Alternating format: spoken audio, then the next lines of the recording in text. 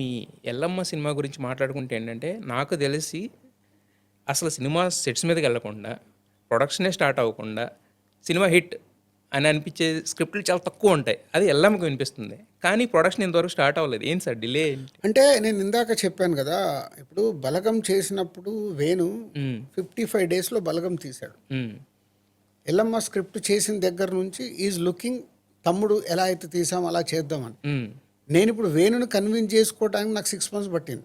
Okay. Venu come to the reality. Scale తగ్గించి scale తగ్గియకు. రియాలిటీలోకి reality. వద్దాము. Okay. Okay. రియాలిటీలో yeah! మనం యాహ్! సినిమా తీయాలి. హ్మ్. ఇగో నాకు తమ్ముడప్పుడు నాన్ థియేట్రికల్ 45 వేసుకున్నది ఇప్పుడు 35 పడిపోయింది. తర్వాత ఎంత ఉంటుందో కూడా తెలియదు. హ్మ్.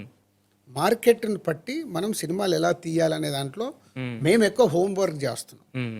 బడ్జెట్ సైడు, మేకింగ్ సైడు, హ్మ్. మేకింగ్ కూడా డిస్టర్బ్ అవ్వకుండా ఎలా తీయాలి, తీయాలి. ఇంతకుముందు తీయగలిగాము, ఇప్పుడు ఎలా తీయాలి. హ్మ్. 1, 2 మీరు అన్నట్టు ఆ ఎక్స్పెక్టేషన్ ఉంది. హ్మ్. స్క్రిప్ట్ సీన్ టు సీన్ ప్రతి ఒక్కటి ఇక్కడే ఆఫీస్లోనే లాక్ అయిపోవాలి. హ్మ్.